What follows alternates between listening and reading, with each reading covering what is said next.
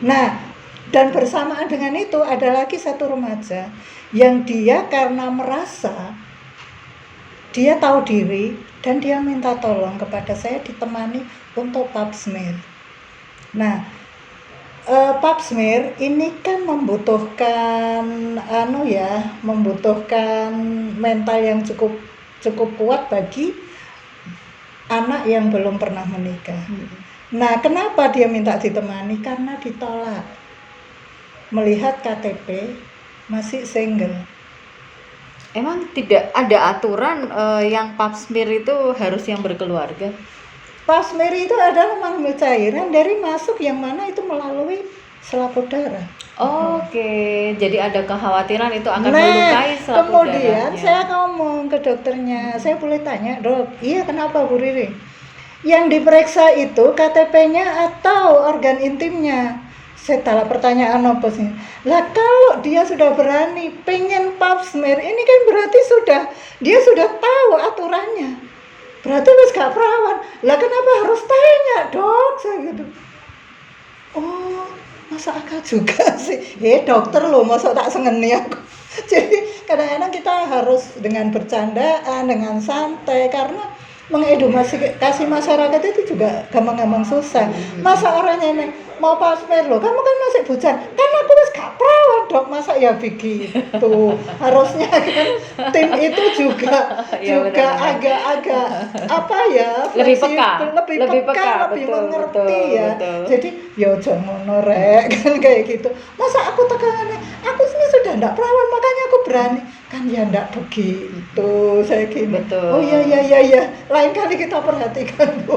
Dan kebetulan aku juga punya pengalaman, almarhumah ibuku itu juga terkena kanker payudara. Jadi pada saat itu terkena di payudara sebelah kiri. Setelah diangkat, udah habis nih diangkat, jarak waktu mungkin sekitar 3 bulan itu metastasis ke sebelah kanan. Ketika mengetahui yang sebelah kanan, ibu itu udah down banget. Karena apa?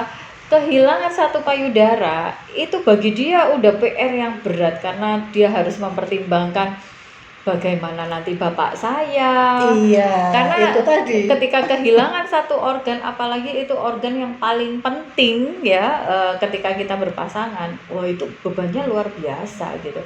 Banyak hal yang difikirkan sehingga ibuku makin stres, level stresnya makin tinggi, dia tidak bisa mengendalikan, tidak bisa memanage pikirannya, tidak bisa mengendalikan emosinya. Terus ditambah lagi dengan kanker itu udah metastasis ke sebelah kanan dan harus diangkat pula. Dan ibuku nggak siap pada saat itu. Akhirnya memutuskan untuk tidak diangkat. Harus menjalani proses kemoterapi sampai 12 kali. Dan proses kemoterapi itu bukan sesuatu yang mudah ya. Oh, ternyata itu berat banget dan sakit banget. Aku melihat sendiri perjuangan Pengobatannya ibuku sudah sakit dan efeknya itu biasa. luar biasa. Jadi berangkat ketika sebelum kemo itu dia Dia baik-baik sudah. saja. Setelah kemo itu wah, kayak dijungkir balik gitu. Nggak bisa makan, makan muntah, minum muntah dan segala macam. Kulit gosong, rambut rontok. Kulitnya gosong, rambut rontok dan segala macam. Ya udah makin habis lah kepercayaan dirinya. Sampai terakhir itu metastasis ke getah bening dan give up gitu. Itu proses 1,5 tahun itu, dan praktis selama 1,5 tahun ibuku tidak bisa menikmati hidupnya. Nah itu jadi berakhirnya itu dengan derita yang sangat-sangat panjang. Betul. Bagi seluruh keluarga. Jadi yang menjalani mah ibu ya, tapi apakah bunda, apakah adiknya, apakah suaminya tidak benar-benar sakit menderita? semua. Benar-benar ngerasa sakit semua. Karena itu. Dan kalau memang mendapati biasanya punya tahapan itu. Jadi begitu dikasih tahu itu ada fase denial, menolak. Masa aku? Kenapa harus aku? Itu ada, dan itu butuh waktu, setiap orang beda. Itu yang saya alami pada waktu iya, itu tadi saya balik flashback dulu ya. Kenapa bidadari mencetuskan Sarari, kemudian Sarami. Sarari sudah biasa, kita periksa payudara sendiri. Atau kalau di media sosial Sadari ya, pemeriksaan dada sendiri. Kenapa Sarami bersama suami?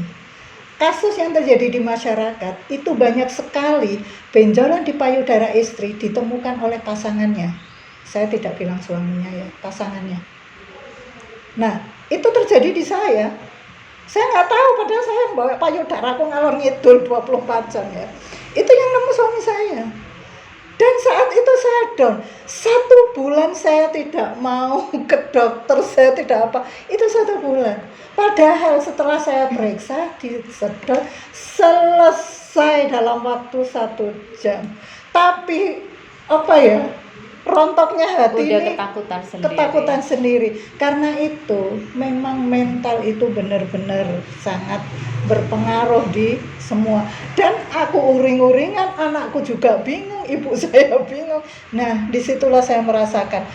Karena itu saya benar-benar kenapa ya? Ngapain sih kok kurang kerjaan dampingin orang kayak gitu? Itu orang yang belum pernah tahu rasanya. Kalau orang sudah tahu bagaimana mental itu down, teman ngomong, cuma ngerungokno tok ngomong, itu sangat berharga.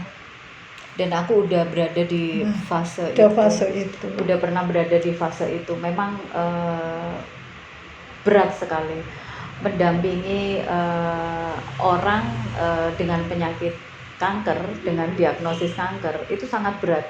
Karena bukan hanya mental si sakit yang kena, kita nih keluarga terdekat itu juga kena banget. Nah, untuk para puan di luar sana, ini mungkin udah sering kali mondar-mandir didengungkan oleh banyak orang ya, supaya kita lebih peduli dengan kesehatan kita, supaya lebih mengenali diri kita sendiri, terutama organ reproduksi perempuan. Itu memang apa ya? Kelihatan sederhana tapi dampaknya luar biasa ketika kita abai. Nah, rajin-rajinlah untuk pap smear, rajin-rajin juga untuk mendeteksi kemungkinan benjolan yang ada di payudara. Tidak selalu kanker, karena benjolan itu ada 2, bisa kanker, bisa kista. Ternyata di payudara itu juga ada kista gitu, juga ada kista. Nah, kita harus peduli terhadap diri kita sendiri. Kalau kita udah bisa peduli dengan diri kita sendiri, udah bisa peduli dengan kesehatan kita sendiri, baru kita bisa peduli kepada orang lain, peduli kepada keluarga terdekat kita. Kalau kita abai dengan diri kita sendiri, kita abai dengan kesehatan kita sendiri, bagaimana kita bisa pedulikan orang lain? Kuncinya satu, Bunda. Itu apa? Harus ramah. Ramah itu apa? Rajin menjamah diri sendiri ya. Jangan keliru. Soalnya saya pernah siaran ya, Bunda. Kemudian paginya itu ada yang telepon, bapak-bapak. Suaranya mah bapak-bapak, namanya telepon ya. Bu, bagaimana, apa yang harus saya lakukan kalau saya menemui benjolan di payudara tetangga saya? Saya kan jadi mikir dulu ya. Yang kiri apa yang kanan, Pak? Saya tanya gitu kan, untuk mengembalikan konsentrasi saya. Oh, payudara kanan, Bu Riring. Pertanyaan saya, tetangga kiri apa kanan? Ini joke yang lumayan menghibur. Iya, tapi this is real happen, bukan saya ngarang. Ini benar-benar terjadi. Kayak gini, lo berarti saya ini kan RT, Bu, ya harus peduli sama tetangga. Bapak ini RT yang ramah ya, rajin menjamah sampai tetangga tahu. Masya Allah, ya itu apa ya? Boleh sih terjadi di masyarakat, itu kan memang macam-macam. Hanya semoga tidak terjadi di kita ya. Yang penting ya itu kita harus aware dulu dengan kesehatan kita. Betul. Peduli dengan kesehatan kita, pastikan dulu kesehatan kita baik-baik saja, dan pastikan kesehatan keluarga kita baik-baik saja. Sekian dulu dan sampai jumpa di video-video selanjutnya. Dadah.